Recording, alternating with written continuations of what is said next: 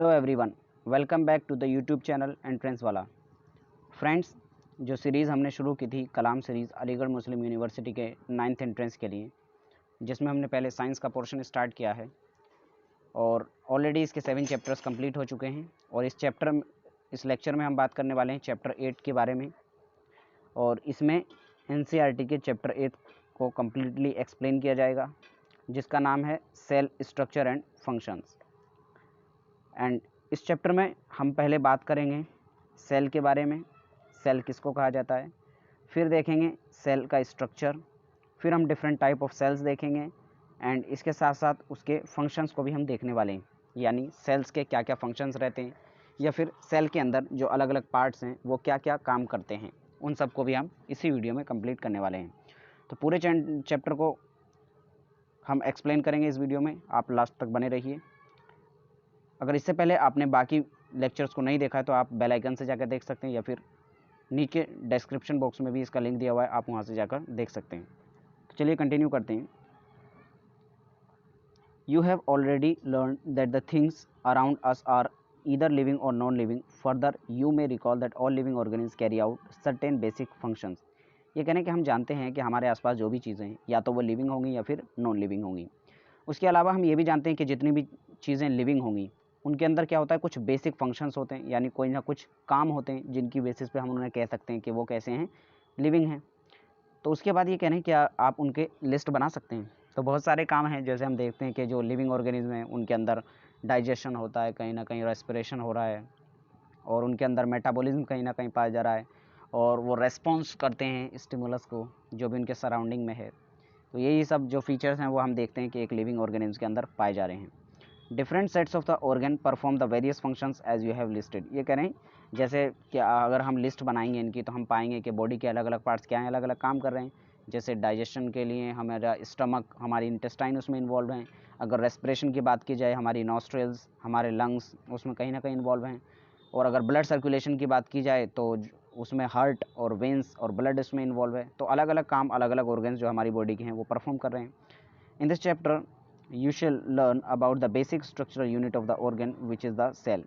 तो कह रहे हैं इस चैप्टर में अभी हम देखने वाले हैं जो किसी भी बॉडी की basic structural and functional unit होती है, यानी सेल के बारे में। सेल क्या है? एक basic structural and functional unit है, यानी इसे कहा जाए तो एक सबसे छोटी यूनिट जिसके मिलने से किसी बॉडी को बनाया जाता है। यानी किसी भी लिविंग ऑर्गेनिज्म की बात की जाए तो उसकी सबसे छोटी यूनिट जिसकी रिपीटेशन से बना होगा या फिर जिसका बना होगा। अगर यूनिसेलुलर ऑर्गेनिज्म है तो यानी जो अकेले एक सिंगल सेल का बना हुआ है। अभी इस चैप्टर में हम आगे पढ़ेंगे कि यूनिसेलुलर मल्टीसेलुलर क्या होता है, ये भी आगे हम वीडियो में देखेंगे। तो अगर कोई एक ही सेल का ऑर्गेनिज्म है तो उसके अंदर सारे काम एक ही सेल कर रहा होगा, तो ये भी हम देखेंगे कि एक सेल के अंदर किस तरह से फंक्शन होने वाला है। एंड द सेल्स में बी कंपेयर टू ब्रिक्स। तो ये कह रहे हैं कि जो सेल्स हैं हम उनको कंपेयर कर सकते हैं किसके साथ? ब्रिक्स, ईंटों के साथ। किस तरह कि जैसे किसी बिल्डिंग के अंदर जो बेसिक मटेरियल होता है, यानी जिसके रिपीटेशन से बिल्डिंग बनती है, वो है ब्रिक्स। जब ईंटों को एक के ऊपर रखा जाता है, मान लीजिए ये पहली ईंट थी, उसके बराबर में दूसरी ईंट, उसके बराबर में तीसरी ईंट, इसी तरह से इसके ऊपर ईंट, उसके ऊपर ईंट, इसी तरह से मतलब इसी जो एक बेसिक यूनिट है ब्रिक, उसके रिपीटेशन से कहीं ना कहीं बिल्डिंग बनती है। तो उसी तरह अगर किसी लिविंग ऑर्गेनिज्म की बात की जाए तो उसके अंदर क्या है? बेसिक यूनिट है सेल, जिसके रिपीटेशन से बॉडी बन रही है। And bricks are assembled to make a building. और जिस तरह से ब्रिक्स क्या कर रही हैं, एक दूसरे में असेंबल, जुड़कर क्या कर रही हैं, बिल्डिंग को बना रही हैं, उसी तरह सेल्स किसी लिविंग ऑर्गेनिज्म को तैयार कर रहे हैं। अभी हम पहला टॉपिक जो इस चैप्टर का देखेंगे वो आएगा डिस्कवरी के बारे में, यानी जो सबसे पहला सेल था उसकी डिस्कवरी किस तरह, कहाँ और कैसे हुई, वो सब हम देखने वाले हैं। ये the Robert Hooke in 1665 observed the slices of the cork under a simple magnifying device and cork is a part of the bark of a tree। तो यहाँ पर कह रहे हैं कि जो कॉर्क है, वो कॉर्क के बारे में पहले बता रहे हैं क्या है कॉर्क। जो ट्री होता है उसकी जो बार्क होती है, बार्क कहते हैं छाल को, यानी उसका जो ऊपर का छिक्कल होता है बार्क, तो उसका एक पार्ट होता है कॉर्क। तो इन्होंने रॉबर्ट हुक ने क्या किया था 1665 में, 1665 में उन्होंने कुछ स्लाइसेस को ऑब्जर्व किया था सिंपल मैग्नीफाइंग डिवाइस के अंदर, यानी 1665 की बात है। तो उस टाइम पर क्या था कि ऐसा कोई माइक्रोस्कोप प्रेजेंटली अवेलेबल नहीं था, जैसे अभी पर हम देख सकते हैं तो काफ़ी एडवांस माइक्रोस्कोप आ चुके हैं। तो उस टाइम पर कोई माइक्रोस्कोप तो नहीं था, लेकिन उनके पास एक मैग्नीफाइंग डिवाइस था जिसके थ्रू उन्होंने क्या किया था, जो बार्क थी ट्री की, उसके अंदर जो कॉर्क पार्ट था उसको उन्होंने ऑब्जर्व किया।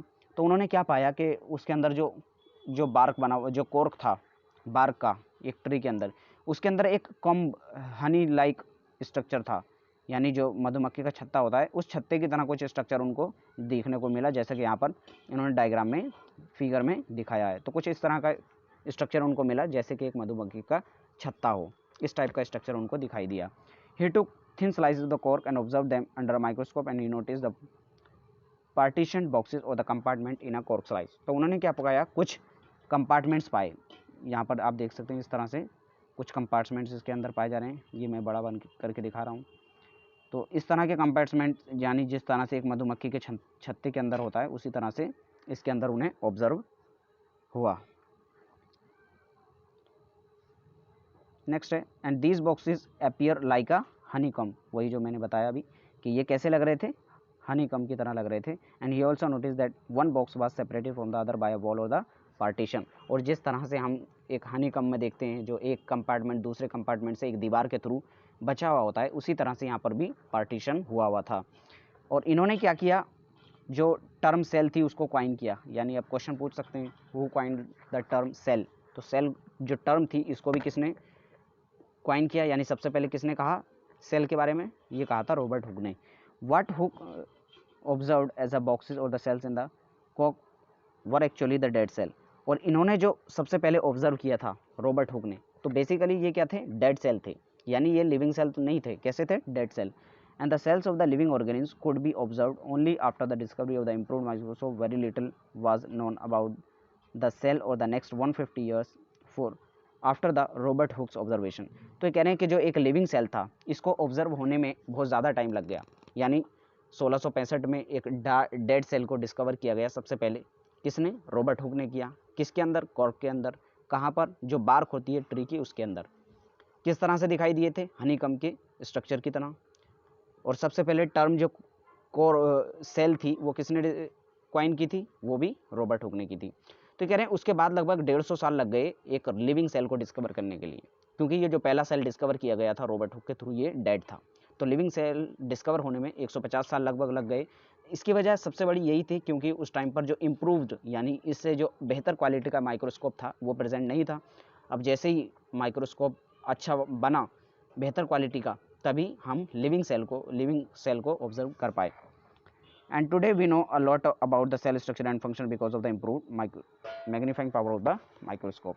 ये कहने जो प्रेजेंटली है हम सेल के बारे में बहुत कुछ जानते हैं, और इसकी सबसे बड़ी वजह अगर देखी जाए कि हमें कैसे पता है, तो इतना हमें सब इसीलिए पता है क्योंकि हमारे पास जो माइक्रोस्कोप हैं प्रेजेंटली वो बहुत ही एडवांस्ड हो चुके हैं।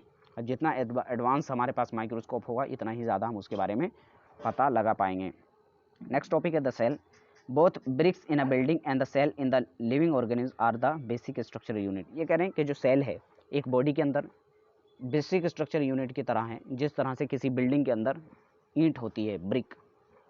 एंड द बिल्डिंग दो build-up of similar bricks have different design, shapes and the size. Similarly in the living world organisms differ from one another but all are made up of cells। ये कह रहे हैं कि जिस तरह से अलग अलग डिज़ाइंस की बिल्डिंग बनाई जा सकती हैं, लेकिन ईंट को अगर देखा जाए जो ब्रिक है उसको बनाने वाली वो सेम है, तो उसी से हम अलग अलग तरह की जो बिल्डिंग्स है उनको बना सकते हैं। सेम उसी तरह हम सेल्स के रिपीटेशन से, अलग अलग अरेंजमेंट से या उनके शेप से अलग अलग तरह के लिविंग ऑर्गेनिज्म बना सकते हैं, लेकिन सभी कहीं ना कहीं किससे बने हुए होंगे, सेल से।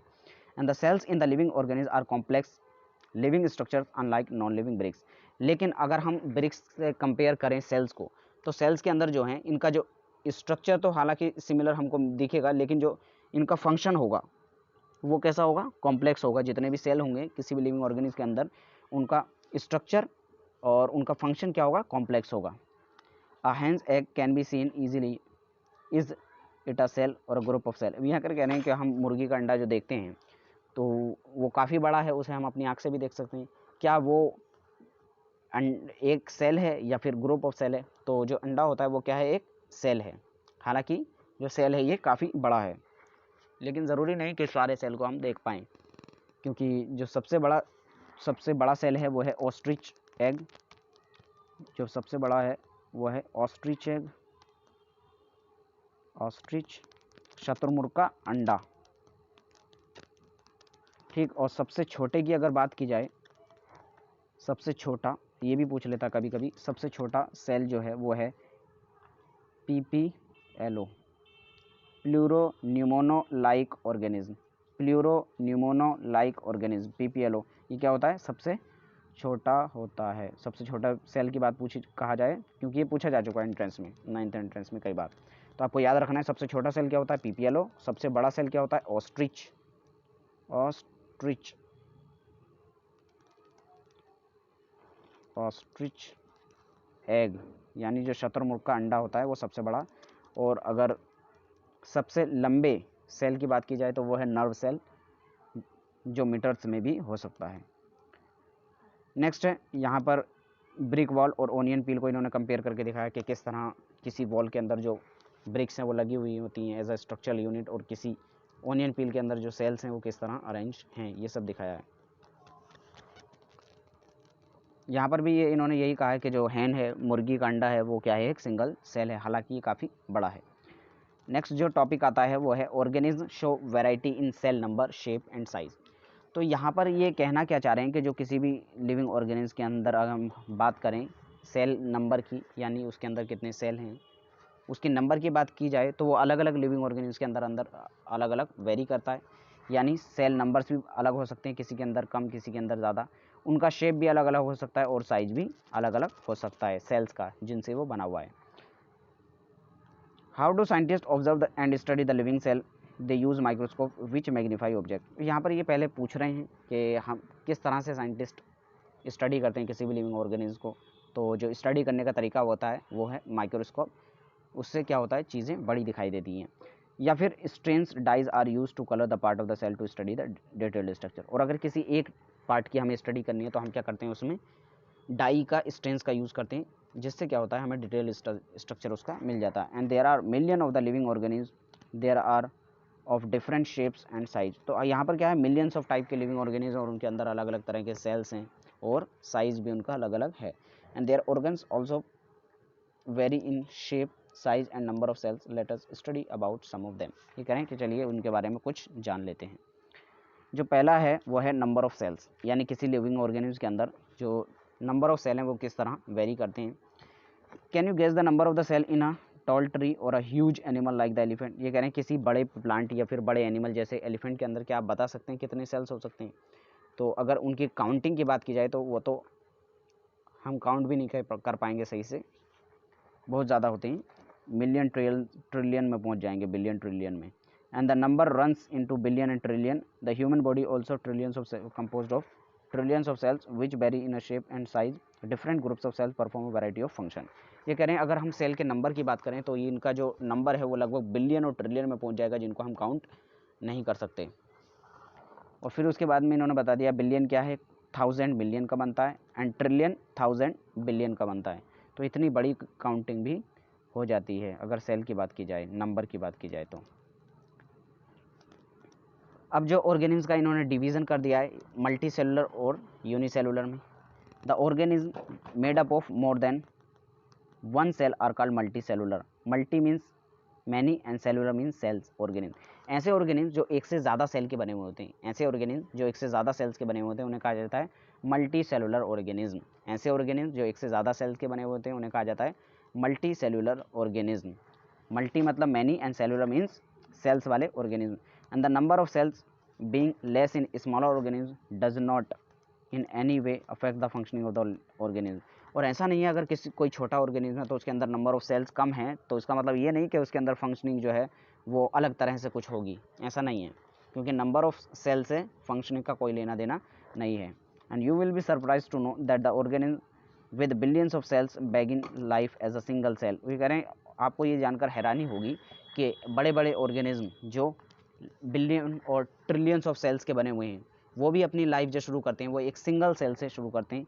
एंड द इसमें क्या होता है, जो सिंगल सेल सबसे पहले होता है उसे क्या कहता है, वो जो होता है फर्टिलाइज्ड एग होता है जो मल्टीप्लाई करता है। And the number of cells increase in a development process. और उसके फिर लगातार एक ही सेल के डिवीज़न और मल्टीप्लिकेशन की वजह से क्या होता है, एक बॉडी बनती है। फिर यहाँ पर इन्होंने फिगर को देखने कहा है। And both the organism are made up of single cell, the single cell organism are called unicellular. Next जो नीचे दो फिगर्स दिए हुए हैं, क्या है, एक अमीबा है और एक पैरामीशियम है। अमीबा और पैरामीशियम दोनों के दोनों लिविंग ऑर्गेनिज्म हैं और ये एक सिंगल सेल के बने हुए हैं।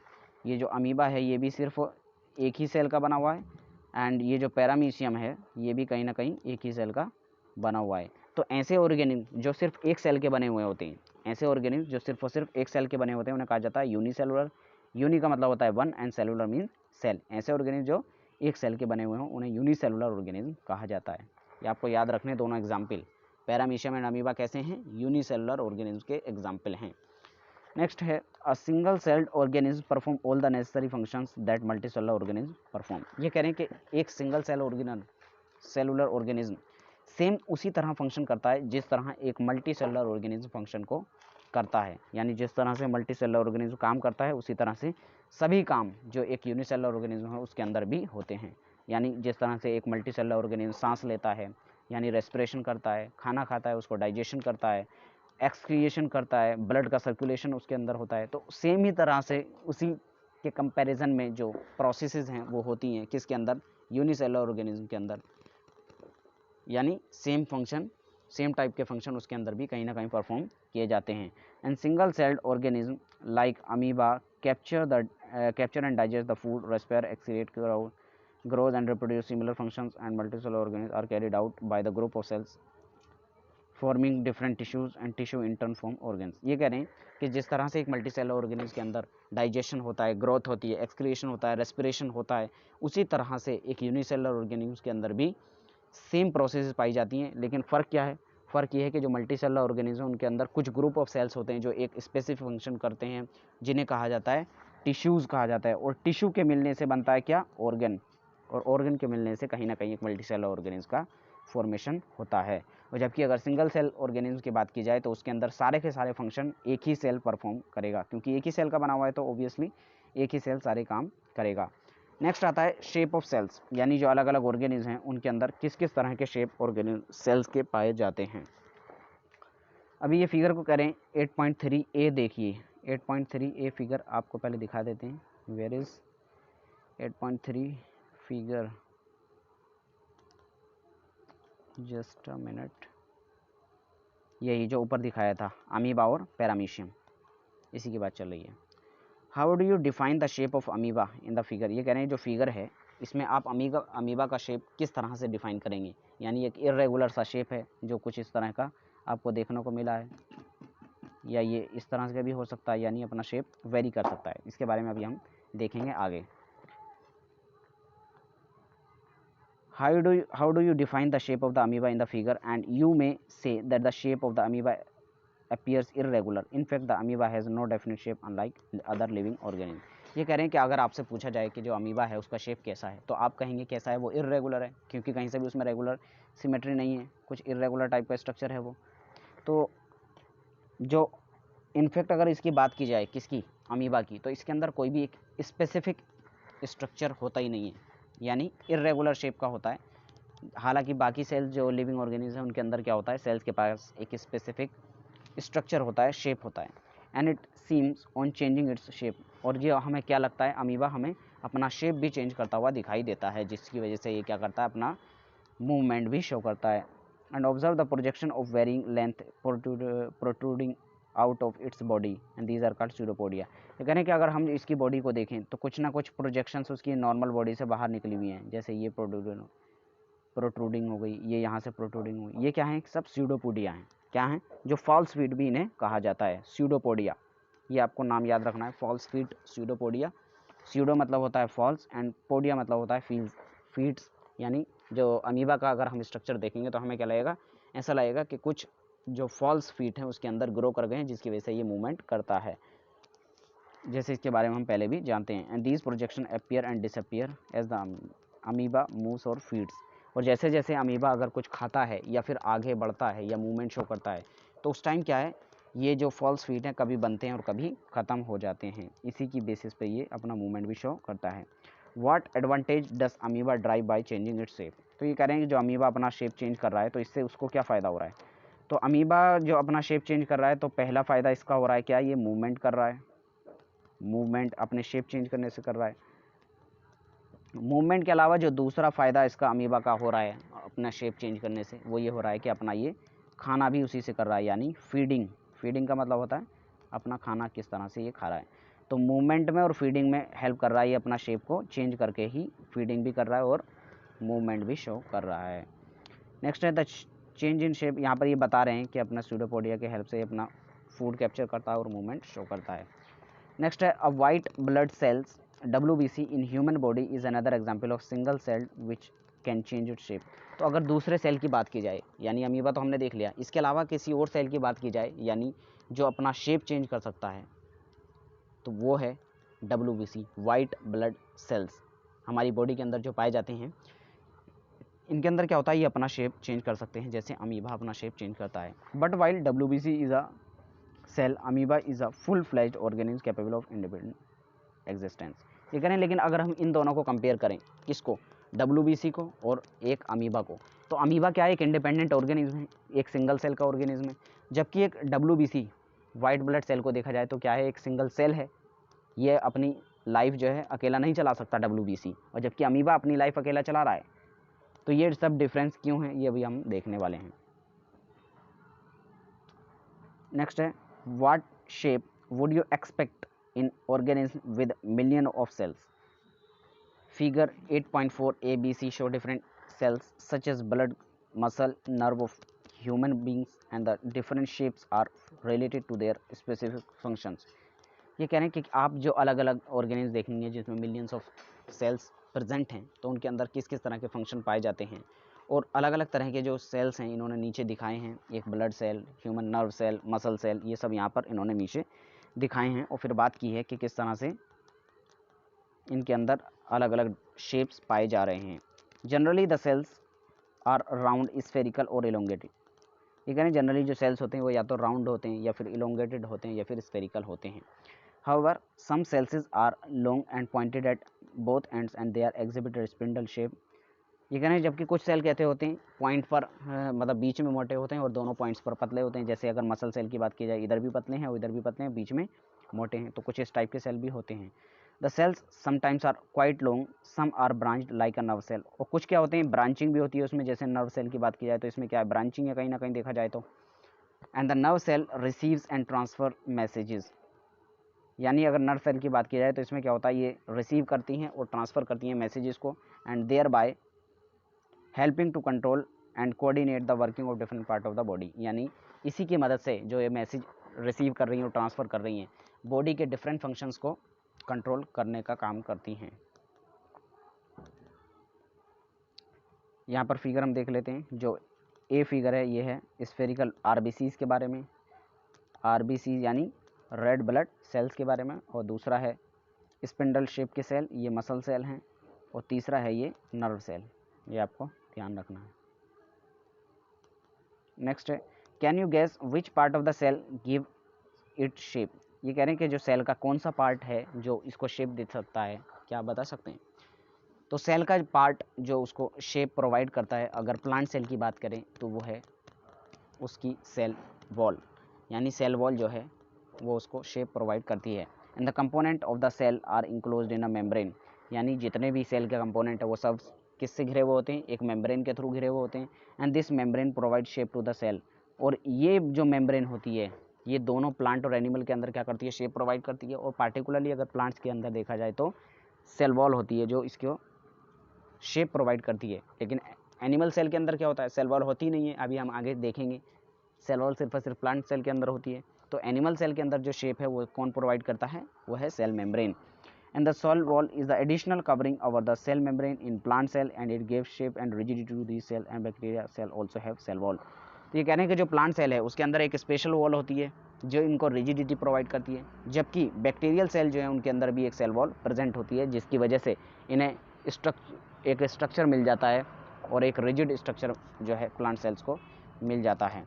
नेक्स्ट पार्ट जो है वो है साइज ऑफ द सेल्स, यानी अलग अलग लिविंग ऑर्गेनिज्म के अंदर अलग अलग साइजेस के सेल्स किस तरह होते हैं। The size of the cell in the living organism may be as small as the millionth of a meter or micron and may be a large as a few centimeter. ये कह रहे हैं किसी भी लिविंग ऑर्गेनिज्म के अंदर जो cell है वो अलग अलग साइज का हो सकता है। मिलियंस यानी जो माइक्रोमीटर है, मिलियन ऑफ मीटर यानी माइक्रोमीटर से लेकर वो कुछ सेंटीमीटर तक भी हो सकता है। However most of the cells are visible to the not visible to the unaided eye, यानी ज़्यादातर जो सेल्स हैं वो हमारी आंखों से दिखाई नहीं दे सकते। They need to be enlarged as a magnified by microscope. उन ज़्यादा को अगर हमें देखना है तो क्या ज़्यादातर जो सेल्स होते हैं उनको देखने के लिए हमें क्या यूज़ करना पड़ता है, microscope. And the smallest cell is 0.1 to 0.5 micrometre and in bacteria, यानी अगर सबसे छोटे सेल की बात की जाए तो वह है बैक्टीरिया जिसका साइज होता है 0.1 से 0.5 micrometre. And the largest cell measuring 170 millimetre is to 130 millimetre is the egg of an ostrich, जैसे मैंने पहले बात की थी। यानी सबसे बड़े एग की बात की जाए, सेल की बात की जाए तो वो होता है ऑस्ट्रिच शतुरमुर्ग का अंडा, जिसका डायमेंशन है 170 मिलीमीटर इंटू 130 मिलीमीटर। नेक्स्ट है, ये क्वेश्चन अराइज कर रही हैं, are the cells in an elephant larger than the cells in the rat, यानी कभी कभी हमें ये भी कन्फ्यूज़न होता है कि बड़े ऑर्गेनिज्म अगर कोई है तो उसके अंदर जो सेल्स हैं उनका साइज़ भी बड़ा बड़ा होगा, तो ऐसा ज़रूरी नहीं है। कोई बड़ा ऑर्गेनिज्म है तो इसका मतलब क्या है, उसके अंदर सेल्स ज़्यादा होंगे, साइज़ ज़्यादा होंगे, ऐसा कोई ज़रूरी नहीं है। The size of the cells has no relation with the size of the body of the animals, यानी किसी भी एनिमल या प्लांट का जो साइज़ है उससे डिपेंड नहीं करता कि उसके अंदर सेल का क्या साइज होगा। सेल का साइज उस पर डिपेंड नहीं करता, लेकिन नंबर डिपेंड करता है। अगर बड़ा ऑर्गेनिज्म है उसके अंदर नंबर ऑफ सेल ज़्यादा होंगे। It is not necessary that the cells in a elephant will be much bigger than those found in the rat, यानी ऐसा ज़रूरी नहीं है कि सेल जो हाथी के अंदर पाए जा रहे हैं वो चूहे के अंदर जो पाए जाने वाले सेल हैं उनसे बड़े होंगे, ऐसा बिल्कुल ज़रूरी नहीं है। And the size of the cells in is related to its function, यानी जो सेल के साइज़ की बात की जाए तो वो किस पे डिपेंड करता है, उसके फंक्शन यानी उसके काम पे डिपेंड करता है। For example, the nerve cell both in the elephant and the rat are long and branch, they perform the same function that of transferring messages, यानी जो फंक्शन है यानी जो शेप है सेल्स का वो डिपेंड करता है उसके फंक्शनिंग पे। यानी अगर हम देखें नर्व सेल तो ये एलिफेंट के अंदर भी और रैट के अंदर भी, दोनों के अंदर क्या काम करता है, मैसेज को ट्रांसमिट करना एक जगह से दूसरी जगह। तो यानी फंक्शन की बेसिस पे उनको देखा जाए तो साइज डिफर करता है अलग अलग ऑर्गेनिज्म के अंदर। नेक्स्ट टॉपिक है इस चैप्टर का, वो है सेल स्ट्रक्चर एंड फंक्शन। यानी अभी हमने पहले देखा सेल किसको कहा जाता है, फिर उसके टाइप्स देखे हमने कि किसी लिविंग ऑर्गेनिज्म के अंदर जो सेल्स हैं उसके क्या क्या शेप्स हो सकते हैं, साइज हो सकते हैं, नंबर हो सकते हैं। उसके बाद जो है एक पार्टिकुलर सेल के अंदर हम देखने वाले हैं उसका स्ट्रक्चर और उसका फंक्शन, यानी उसका स्ट्रक्चर कैसा होता है और उसका काम कैसा होता है। You have learned that each living organism has many organs and you have study in 7th that the digestive organ which together constitute the digestive system, each organ in the system perform different functions such as digestion, assimilation and absorption। ये कह रहे हैं अलग अलग organisms के अंदर क्या होता है, हर ऑर्गेनिम्स कुछ ना कुछ ऑर्गन्स का बना होता है और ऑर्गन्स कहीं ना कहीं टिश्यू के बने होते हैं। तो अगर किसी एक ऑर्गन सिस्टम की बात की जाए यानी एक डाइजेस्टिव सिस्टम, तो उसमें क्या होता है, बहुत सारे ऑर्गन्स इन्वॉल्व होते हैं, जिसमें कोई ऑर्गन क्या करेगा, डाइजेशन करेगा, कोई ऑर्गन क्या करेगा, एसिमिलेशन यानी जो पच गया उसको एब्जॉर्ब करेगा, मतलब उसको एसिमिलेट उसका यूज़ करेगा, और एक कुछ पार्ट होगा जो उसमें एब्जॉर्प्शन का काम करेगा। Similarly the different organs of a plant perform specific or the specialised function, for example the root helps in the absorption of the water and the mineral. ये कह रहे हैं कि इसी तरह से किसी प्लांट के अंदर भी हम देखते हैं जो अलग अलग पार्ट हैं प्लांट के, जैसे रूट्स की बात की जाए तो वो क्या करती हैं, जो जड़ें होती हैं वो वाटर या मिनरल्स को एब्जॉर्ब करती हैं, और अगर लीव्स को बात की जाए तो लीव्स क्या करती हैं, खाना बनाती है जहाँ पर फोटोसिंथेसिस होता है। तो इसी तरह से हर लिविंग ऑर्गेनिज्म के अंदर अलग अलग पार्ट्स क्या होते हैं, अलग अलग काम करते हैं।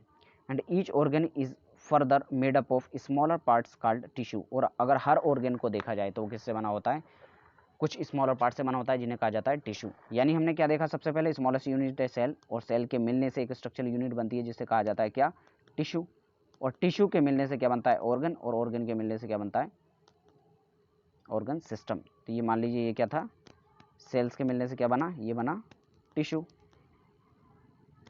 टिश्यू, अब टिश्यू के मिलने से क्या बनेगा, टिश्यू के मिलने से बनेगा ऑर्गन, और ऑर्गन के मिलने से क्या बनेगा, ऑर्गन के मिलने से बनेगा ऑर्गन सिस्टम, और ऑर्गन सिस्टम के मिलने से क्या बनेगा, एक लिविंग ऑर्गेनिज्म। चाहे वो लिविंग ऑर्गेनिज्म प्लांट भी हो सकता है, और लिविंग ऑर्गेनिज्म क्या हो सकता है, वो एनिमल भी हो सकता है, लिविंग ऑर्गेनिज्म। तो इस तरह से सेल्स के ग्रुप से क्या बनेगा, टिश्यू, टिश्यू से मिलेगा बनेगा ऑर्गन, ऑर्गन से बनेगा ऑर्गन सिस्टम, ऑर्गन सिस्टम से बनेगा living system. And tissue is a group of similar sales performing a specific function. तो अगर टिश्यू की बात की जाए तो टिश्यू क्या होता है, एक ऐसा ग्रुप ऑफ सेल यानी सेल्स का एक ऐसा गुच्छा जो एक स्पेसिफिक काम करता है और यानी ऐसा गुच्छा सेल्स का जिनके अंदर जो सेल हैं उनका स्ट्रक्चर सेम होता है और जो एक स्पेसिफिक काम करते हैं।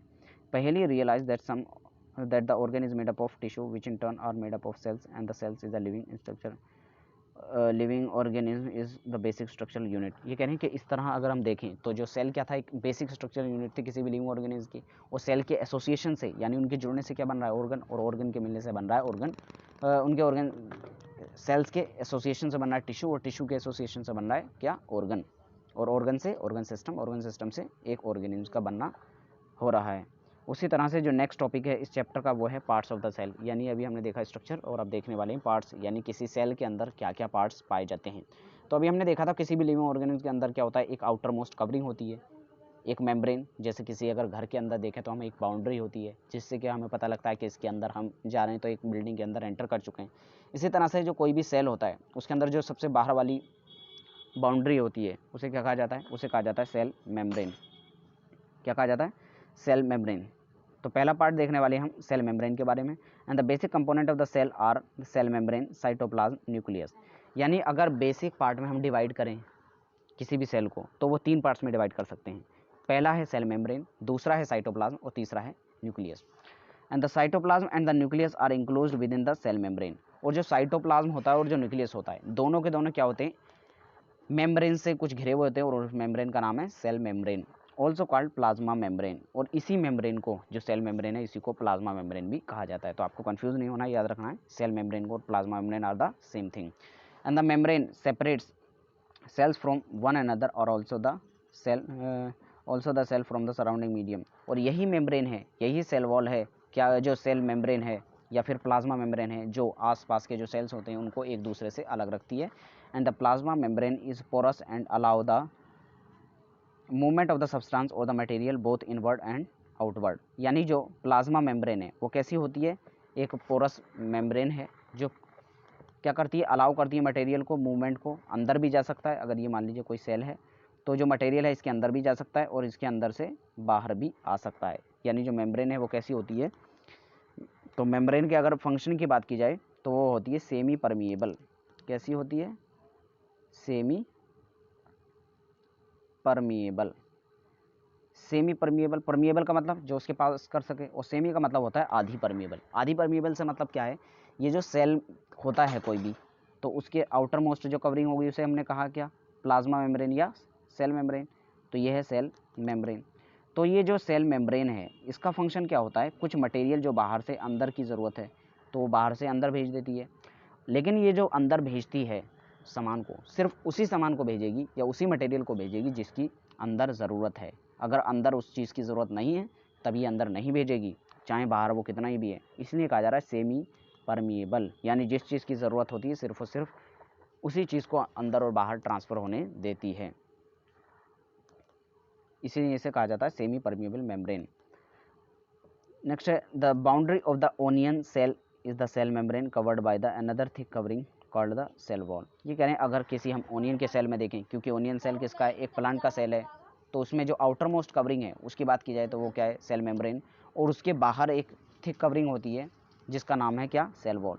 क्योंकि प्लांट सेल के अंदर एक एडिशनल स्ट्रक्चर होता है, इसे कहा जाता है cell wall. And the central dense round body of the centre is called nucleus. यानी किसी सेल के अंदर एक डेंस मोटा सा पार्ट होता है जो काफ़ी डेंस होता है, इसे कहा जाता है क्या, न्यूक्लियस। यहाँ पर इन्होंने दिखाया भी है, इसको क्या कहा जाता है, न्यूक्लियस। और अगर इसकी बात की जाए तो ये क्या है, ये है प्लाज्मा मेम्ब्रेन, या फिर इसी को कहा जाता है क्या, सेल मेम्ब्रेन, प्लाज्मा मेम्ब्रेन। इसका काम क्या होता है, प्लाज्मा मेम्ब्रेन का काम होता है जो मटेरियल है उसको अंदर से बाहर और बाहर से अंदर भेजना, सिर्फ ऐसे मटेरियल जिनकी ज़रूरत है, इसीलिए इसे कहा जाता है सेमी परमिएबल। और दूसरा काम क्या होता है इसका, स्ट्रक्चर को मेंटेन करना। और जबकि प्लांट्स के अंदर एक एडिशनल लेयर होती है, इसके बाहर एक एडिशनल लेयर यहाँ पर होगी जिसे कहा जाता है, उसे कहा जाता है सेल वॉल। और सेल वॉल का काम क्या होता है, सेल को स्ट्रक्चर प्रोवाइड करना। और ये अगर इसकी परमिएबिलिटी की बात करें तो ये परमिएबल होती है। क्या होती है, ये परमिएबल होती है, यानी चाहे मटेरियल के अंदर ज़रूरत हो या ना हो ये अंदर और बाहर आने देगी। और जबकि प्लाज्मा मेम्ब्रेन कैसी होती है, सेमी परमिएबल। ये सब चीज़ें आपको याद रखनी है।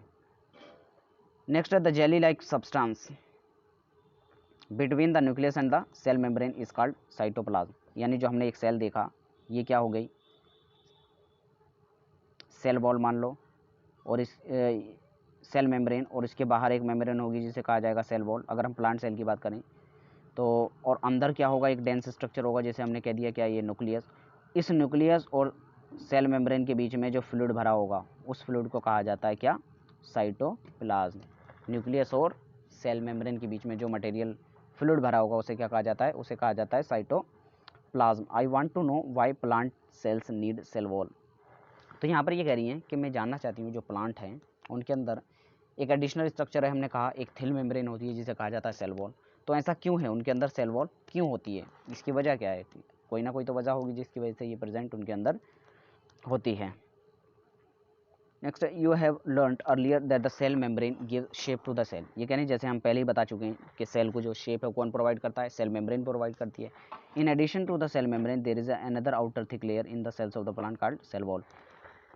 और ये सेल मेम्ब्रेन तो दोनों में प्रेजेंट होती है, चाहे वो प्लांट सेल हो या फिर एनिमल सेल हो। लेकिन अगर प्लांट सेल की बात की जाए तो उसके अंदर एक एडिशनल लेयर होती है जिसे कहा जाता है cell wall, and this additional layer surrounding the cell membrane is required by the plant for protection. लेकिन प्लांट के अंदर जो है सेल मेम्ब्रेन से बाहर की जो लेयर होती है उसे कहा जाता है सेल वॉल, और ये क्या करती है, एक एडिशनल सपोर्ट उसको प्रोवाइड करती है, यानी उसको प्रोटेक्शन का काम करती है, जबकि एनिमल सेल के अंदर ये नहीं होती है। तो इसकी ज़रूरत पता चला हमें सबसे पहले कि सेल वॉल की ज़रूरत क्या है, ये एडिशनल प्रोटेक्शन प्रोवाइड करती है सेल को, इस वजह से ये प्लांट सेल के अंदर प्रेजेंट होती है। And the plant cells need protection against the variations in temperature, high wind speed, atmospheric moisture etc। अब क्योंकि जो प्लांट सेल है उनको प्रोटेक्शन चाहिए, अलग अलग टेम्परेचर जो उसके अंदर वेरी कर रहा है, हाई स्पीड हवा की या एटमॉस्फेरिक मॉइस्चर या टेम्परेचर जो भी है, ये जो एनवायरमेंटल कंडीशंस है उनसे बचने के लिए इसको कुछ एक्स्ट्रा प्रोटेक्शन चाहिए, और ये एक्स्ट्रा प्रोटेक्शन कौन प्रोवाइड करता है, cell wall. And they are expose to variations because they can not move.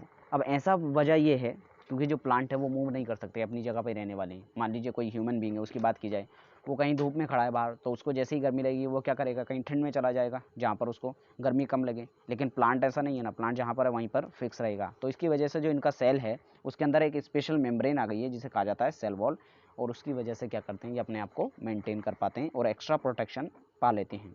The cells can be observed in the leaf peel of the Tradescantia, Elodea and Rhoeo, यानी इनके अंदर हम cell को देख सकते हैं। नेक्स्ट है Paheli ask Boojho if he can also observe the animal cell. ये कह रहे हैं क्या वो एनिमल सेल को देख सकती हैं। यहाँ पर ह्यूमन चीक सेल का एग्जाम्पल हमको दिखाया है।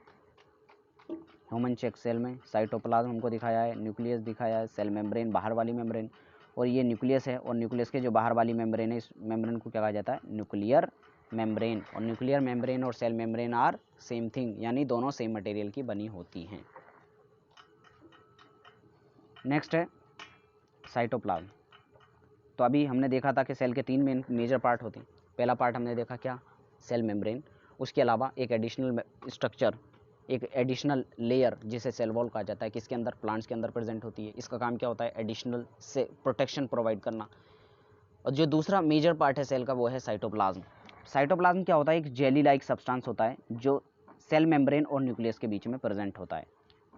And the various other component or the organelles of the cell are also present in the cytoplasm. और इस साइटोप्लाज्म के अंदर ही जो अदर कंपोनेंट होते हैं यानी ऑर्गेनल्स होते हैं सेल के, वो वहाँ पर प्रेजेंट होते हैं। And these are mitochondria, Golgi body, ribosome, यानी इस टाइप के जो ऑर्गेनल्स होते हैं। तो ऑर्गेनल्स का नाम पूछ लेता क्या क्या, माइटोकॉन्ड्रिया है, गोल्जी अपैरेटस है, या फिर इसी को गोल्जी बॉडीज़ भी कहा जाता है, या राइबोसोम है। ये सब कहाँ पर होते हैं, साइटोप्लाज्म के अंदर तैर रहे होते हैं, यानी साइटोप्लाज्म के अंदर ऑर्गेनल प्रेजेंट होते हैं। कभी कभी क्वेश्चन पूछता है कि सेल के अंदर किस पार्ट में जो है ऑर्गेनल्स प्रेजेंट होते हैं, तो ऑर्गेनल्स कहाँ पर प्रेजेंट होते हैं, साइटोप्लाज्म के अंदर। नेक्स्ट जो मोस्ट इंपॉर्टेंट पार्ट है सेल का वो है न्यूक्लियस। न्यूक्लियस जो है वो सबसे ज़्यादा इंपॉर्टेंट है। अब हम न्यूक्लियस के बारे में पढ़ने वाले हैं। Nucleus, it is the important component of the living cell and it is generally spherical and located in the centre of the cell. यानी जो न्यूक्लियस है वो क्या है, एक इम्पोर्टेंट कंपोनेंट है सेल का। अब क्यों इंपॉर्टेंट है वो भी अभी हम देखने वाले हैं। और जनरली जो होता है न्यूक्लियस कहता होता है स्फेरिकल होता है और सेल के सेंटर में प्रेजेंट होता है and it can be stained and seen easily with the help of microscope. और इसको हम क्या करते हैं, क्योंकि ये बड़ा होता है और सेंटर में प्रेजेंट होता है तो हम माइक्रोस्कोप के थ्रू आसानी से इसे देख सकते हैं।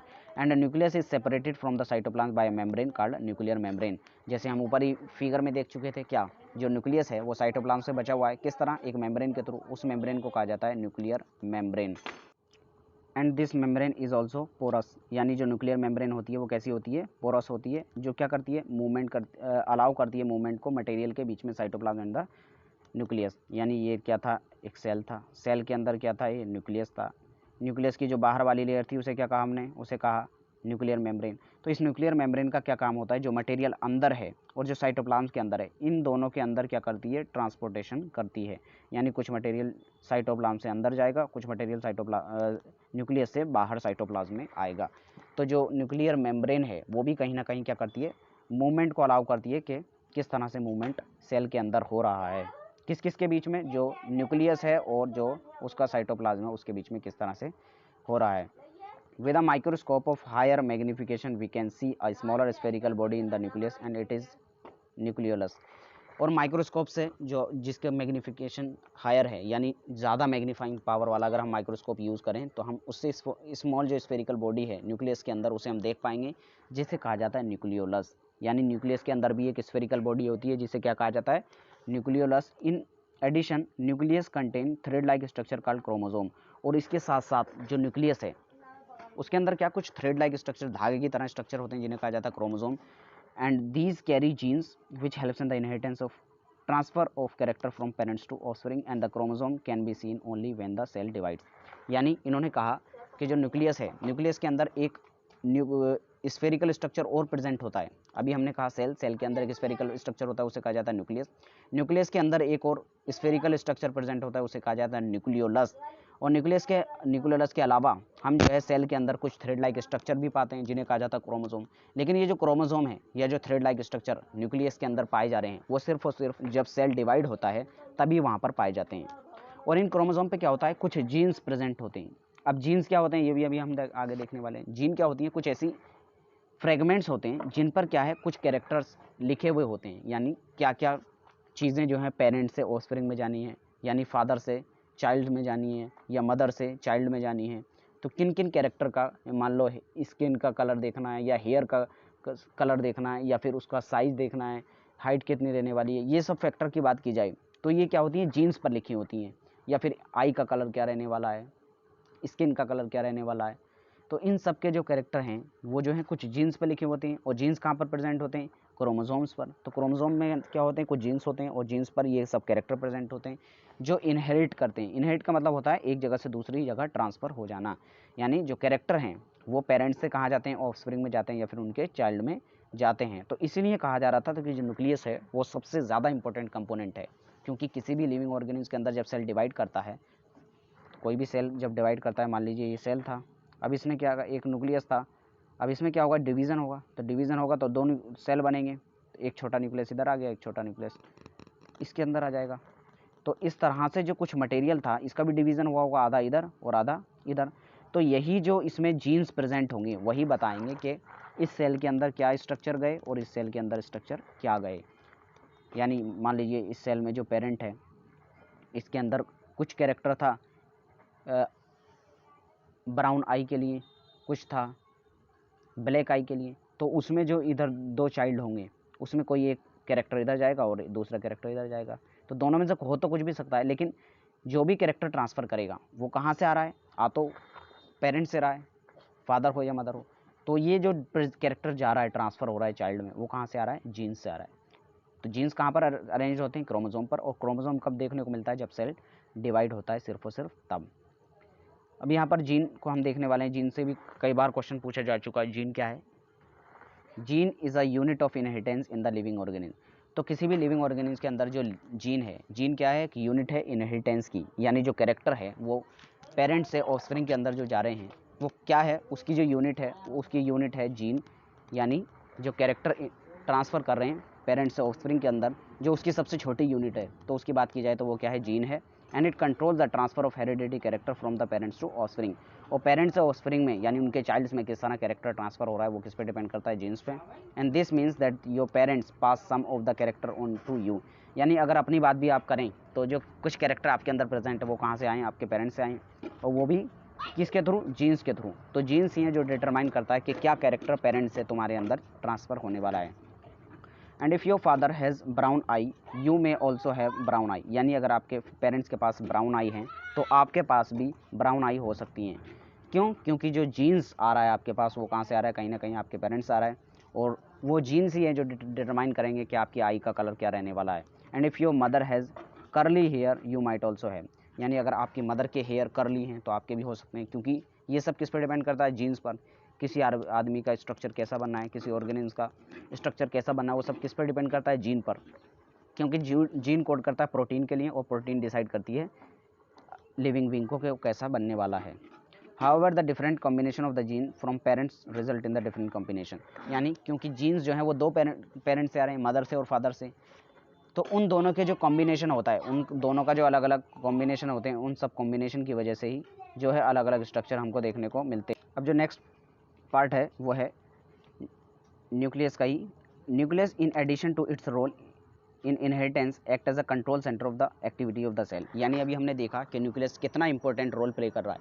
जो कैरेक्टर ट्रांसफ़र हो रहे हैं पेरेंट्स से ऑफस्प्रिंग में, उनको बात अगर देखा जाए तो न्यूक्लियस एक बहुत मेजर रोल है, क्योंकि जो भी कैरेक्टर ट्रांसफ़र हो रहा है वो जीन्स के थ्रू हो रहा है। जीन्स कहाँ पर है, क्रोमोसोम पर, और क्रोमोसोम कहाँ है, सेल के न्यूक्लियस के अंदर।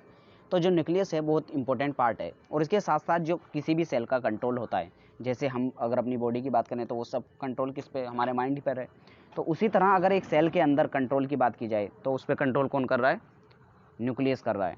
And the entire content of the living cell is called protoplasm. यानी जो कोई भी सेल होता है उसके पूरे अगर लिविंग कंटेंट की बात की जाए तो कौन होता है, वो प्रोटोप्लाज्म होता है। यानी अगर हम सेल देखें, ये कोई सेल है, इसके अंदर सबसे बाहर वाली सेल हो गई सेल मेम्ब्रेन, उसके अंदर हो गया न्यूक्लियस, एंड न्यूक्लियस की जो बाहर वाली लेयर हो गई उसे कह दिया हमने न्यूक्लियर मेम्ब्रेन। तो इसका जो फ्लूइड वाला पार्ट है, जो लिविंग पार्ट है, यानी सेल मेम्ब्रेन के अलावा जितना भी लिविंग पार्ट है उस सबको क्या कहा जाता है, प्रोटोप्लास्ट कहा जाता है। ये सब भी याद रखना है क्योंकि कई बार पूछा जा चुका है।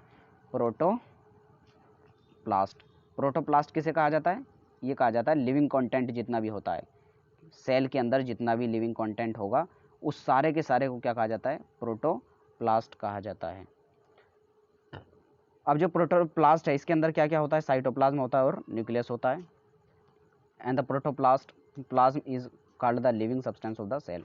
और अगर किसी सेल के लिविंग सब्सटेंस की बात की जाए वो क्या होता है, प्रोटोप्लाज्म होता है। प्रोटोप्लाज्म को ही प्रोटोप्लास्ट भी कहा जाता है। Paheli wants to know if the structure of the nucleus is same in the cells of the plant and animal and the bacteria.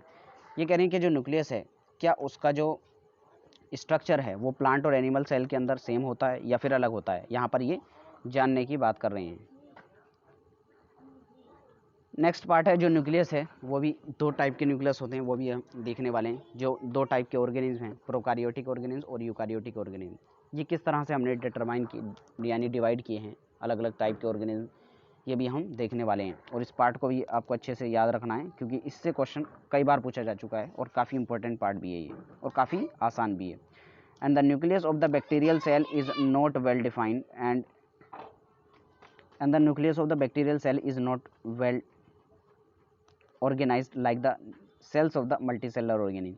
यानी अगर हम न्यूक्लियस देखें अलग अलग सेल्स के अंदर, तो जो मल्टीसेलर ऑर्गेनिज्म होते हैं उनके अंदर सेल देखें, उनके सेल्स का अगर न्यूक्लियस देखें और जो बैक्टीरियल सेल है उसके न्यूक्लियस को देखें, तो उन दोनों के अंदर जो है तो न्यूक्लियस के अंदर थोड़ा डिफरेंस पाया जाता है। और ये डिफरेंस क्यों होता है, and there is no nuclear membrane. यानी जो बैक्टीरिया होता है इसके अंदर जो न्यूक्लियस है तो न्यूक्लियस के पास न्यूक्लियर मेम्ब्रेन नहीं होती है।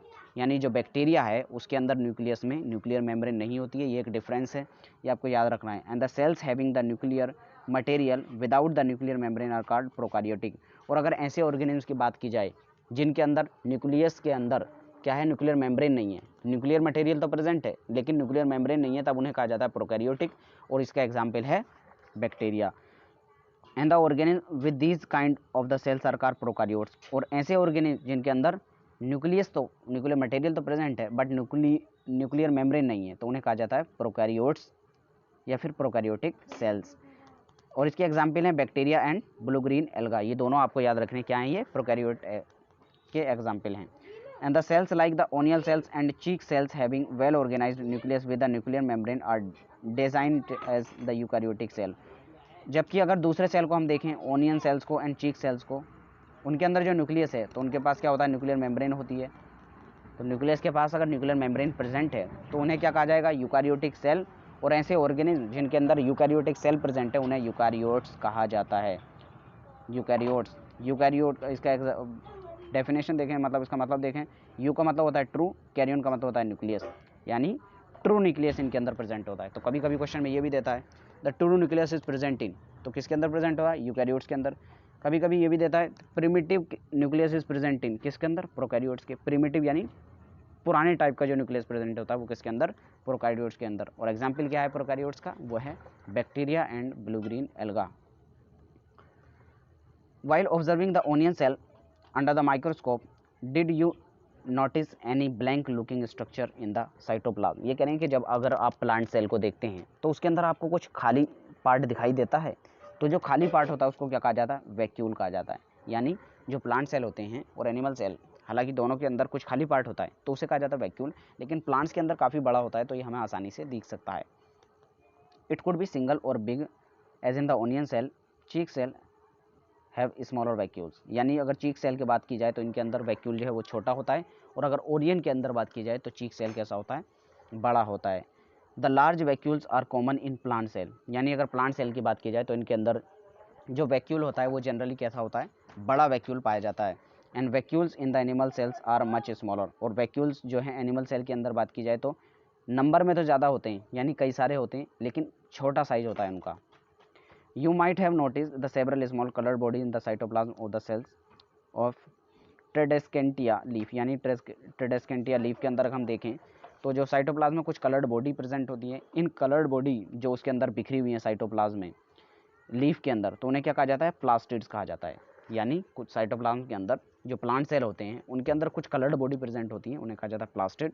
जैसे हमने देखा है कि प्लांट्स के अंदर ज़्यादातर जो प्लांट्स की पत्तियों का कलर है वो कैसा होता है, ग्रीन होता है, और जैसे जैसे वो सूख जाती हैं उनका कलर चेंज हो जाता है। या जैसे भी हमने टोमेटो के अंदर देखा है, वो पहले कैसे होता है, ग्रीन होता है, लेकिन बाद में क्या होता है, रेड हो जाता है जब वो पक जाता है। तो ऐसा सब क्यों हो रहा है, ये सब हो रहा है प्लास्टिड्स की वजह से। तो जैसे कलर का उसमें प्लास्टिड प्रेजेंट है वैसे ही उसका कलर चेंज हो जाता है। तो यानी हम जो डिफरेंट डिफरेंट कलर्स हम देखते हैं प्लांट्स के अंदर वो किसकी वजह से होता है, प्लास्टिड के अंदर। यानी जो हम देखते हैं कि पहले टमाटर कैसा होता है, ग्रीन होता है, और उसके बाद जब वो पक जाता है तो रेड कलर का होता है, वो सब भी प्लास्टिड की वजह है। तो अगर हम प्लास्टिड की बात की जाए तो वो 3 तरह के होते हैं। ये क्या होता है, एक होता है क्लोरोप्लास्ट, क्लोरोप्लास्ट, दूसरा होता है क्रोमोप्लास्ट, क्रोमोप्लास्ट, और तीसरा होता है leucoplast, leucoplast, leucoplast. Chloroplast green colour का होता है, आपको ये याद रखना है। क्रोमोप्लास्ट बाकी अदर कलर्स का होता है, यानी अगर ग्रीन के अलावा कोई कलर है तो वो किसकी वजह से होता, क्रोमोप्लास्ट की वजह से। अदर कलर्स यानी ग्रीन के अलावा जो भी कलर होगा तो उसे हम कहेंगे किसकी वजह से, क्रोमोप्लास्ट की वजह से। ल्यूकोप्लास्ट का काम क्या होता है, स्टोरेज का, यानी जो अलग अलग मटेरियल सेल के अंदर स्टोर किए जाते हैं तो उन सबको स्टोर करके कौन रखता है, वो रखता है ल्यूकोप्लास्ट। अगर ग्रीन कलर के अलावा कोई और कलर है वो किसकी वजह से होता है, क्रोमोप्लास्ट की वजह से। ग्रीन कलर किसकी वजह से होता है, वो होता है क्लोरोप्लास्ट की वजह से। इसके अलावा कुछ इंपॉर्टेंट पार्ट्स जो इस बुक के बाहर हैं, यानी अलग से बताने की ज़रूरत है, वो अभी मैं चैप्टर कंप्लीट करने के बाद आपको बता दूंगा। यहाँ पर इन्होंने यही बात की है, जो क्लोरोफिल उसके अंदर प्रेजेंट होता है, जो क्लोरोप्लास्ट होता है उसमें क्लोरोफिल प्रेजेंट होने की वजह से इनका कलर कैसा होता है, ग्रीन होता है। और ये ग्रीन पिगमेंट किसके अंदर प्रेजेंट होता है, क्लोरोफिल के अंदर। And the green coloured plastids are called chloroplast, वही यहाँ पर इन्होंने बताया, जैसे हम देख चुके हैं कि 3 तरह के प्लास्टिड्स होते हैं। नेक्स्ट जो पार्ट है वो है comparison of the plant and the animal cell, यानी दो जो एनिमल और प्लांट सेल है इन दोनों के अंदर अगर हम कंपैरिजन करें तो क्या डिफरेंसेस पाते हैं, हम उन सबको हम देखने वाले हैं। तो यहाँ पर हमें नीचे पहले इन्होंने फिगर दिखाया है, एक प्लांट सेल का है और दूसरा एनिमल सेल का। तो अगर देखा जाए हम प्लांट सेल की बात करें तो इसमें 2 मेम्ब्रेन्स हैं, जो बाहर वाली मेम्ब्रेन है उसे क्या कहा जा रहा है, सेल वॉल, और ये थिक होती है, और उसके अंदर की जो मेम्ब्रेन है उसे कहा जाता है सेल मेम्ब्रेन। ये स्ट्रक्चर है किस तरह से प्रेजेंट होता है। तो ये जो सेल वॉल है वो सिर्फ और सिर्फ किसके अंदर, प्लांट सेल के अंदर प्रेजेंट होती है, एनिमल सेल के अंदर प्रेजेंट नहीं होती है, ये भी आपको याद रखना है। दूसरा जो अलग डिफरेंट स्ट्रक्चर है वो है क्लोरोप्लास्ट, जो ग्रीन कलर का हम देख रहे हैं प्लांट सेल के अंदर, जिसकी वजह से हमें जो प्लांट सेल है वो ग्रीन दिखता है, वो भी क्या है, सिर्फ और सिर्फ प्लांट के अंदर प्रेजेंट है। दूसरा जो मेन इंपॉर्टेंट पार्ट है अलग, वो है क्लोरोप्लास्ट, जो वो है वैक्यूल। वैक्यूल जो प्लांट सेल है इसके अंदर कैसा होता है, बड़े साइज का होता है, जबकि एनिमल सेल के अंदर भी प्रेजेंट होता है, लेकिन ये कैसा होता है, छोटे साइज का होता है। न्यूक्लियस दोनों के अंदर प्रेजेंट होता है, साइटोप्लाज्म दोनों के अंदर प्रेजेंट होता है। नीचे कंपैरिजन दिया हुआ है कि किसके अंदर क्या प्रेजेंट होता है और क्या नहीं। तो सेल मेम्ब्रेन की बात की जाए तो प्लांट सेल के अंदर भी प्रेजेंट होती है और एनिमल सेल के अंदर भी प्रेजेंट होती है। सेल वॉल सिर्फ और सिर्फ प्लांट सेल के अंदर प्रेजेंट होती है, एनिमल सेल के अंदर प्रेजेंट नहीं होती है। न्यूक्लियस की बात की जाए, प्लांट सेल के अंदर भी प्रेजेंट होता है, एनिमल सेल के अंदर भी प्रेजेंट होता है। सेल न्यूक्लियर मेम्ब्रेन की बात की जाए, प्लांट सेल के अंदर भी प्रेजेंट होता है, एनिमल सेल के अंदर भी न्यूक्लियर मेम्ब्रेन प्रेजेंट होती है।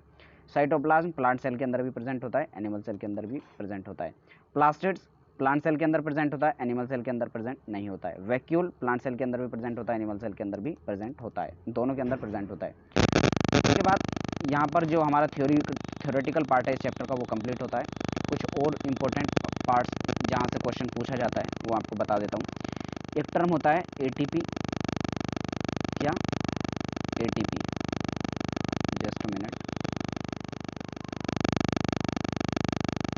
जस्ट क्या, एटीपी।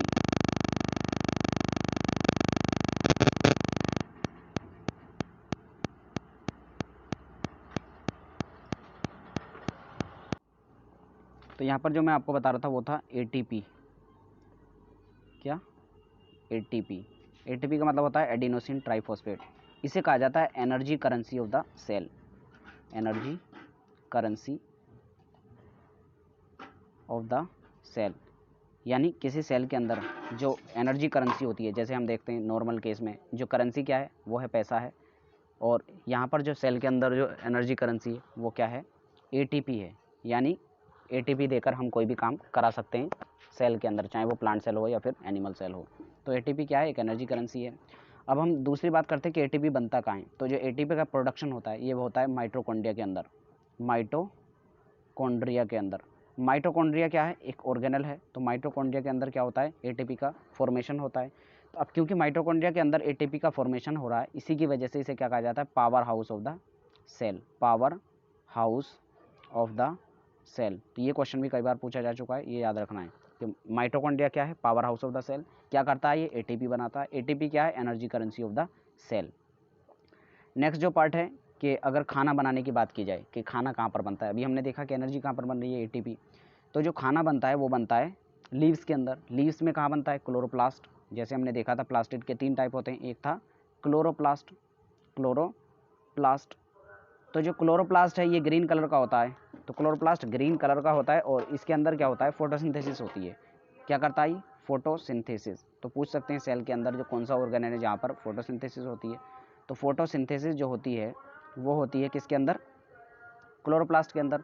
अब क्योंकि फोटोसिंथेसिस यहाँ पर हो रही है तो यहाँ पर क्या बन रहा है, फूड बन रहा है। तो सेल के अंदर फूड कहाँ पर बनता है, क्लोरोप्लास्ट में। तो क्योंकि यहाँ पर फूड बना रहा है क्लोरोप्लास्ट, इसीलिए इसे किचन ऑफ द सेल भी कहा जाता है, kitchen of the cell.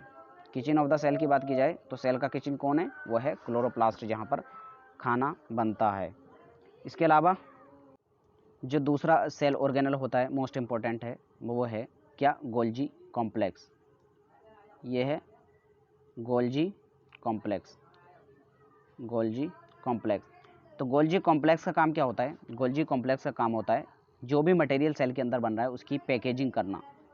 Packaging, जो भी मटेरियल बन रहा है सेल के अंदर, अलग अलग तरह के मटेरियल्स बनते हैं सेल में, उन सब की पैकेजिंग करना। और इसके अलावा जो भी ड्रग्स वगैरह होती हैं, ड्रग्स वगैरह होती हैं जो हम लेते हैं, तो वो सेल के अंदर जो उसका डिटॉक्सिफिकेशन होता है, डिटॉक्सिफिकेशन। तो सेल के अंदर जो भी डिटॉक्सिफिकेशन होगा ड्रग्स का, वो किसके अंदर होगा, गोल्जी कॉम्प्लेक्स के अंदर।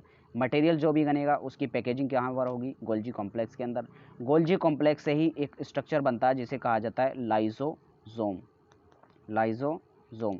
तो लाइसोसोम जो बनता है वो बनता है गोल्जी कॉम्प्लेक्स से। लाइजोसोम का काम क्या होता है? तो लाइजोसोम के अंदर क्या होता है? कुछ हाइड्रोलिटिक एंजाइम प्रेजेंट होते हैं। क्या? हाइड्रोलिटिक एंजाइम्स प्रेजेंट होते हैं।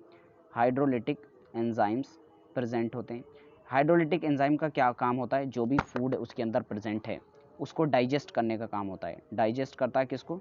फूड को, या जो भी मटेरियल सेल के अंदर प्रेजेंट है उसको डाइजेस्ट करता है। और कभी कभी लाइसोसोम क्या करता है, मान लीजिए कोई बैक्टीरिया वगैरह है, तो जो है अगर मान लीजिए उसको कोई बीमारी हो गई है सेल को, तो उस केस में क्या करता है, लाइसोसोम अपने खुद के ही सेल को मार देता है। जैसे ही फट जाता है खुद और उससे एंजाइम निकलते हैं तो उससे क्या होता है, खुद को ही मार देता है। तो कभी कभी ये खुद को भी मार देता है लाइसोसोम। इसके अंदर क्या होता है, हाइड्रोलिटिक एंजाइम्स प्रेजेंट होते हैं।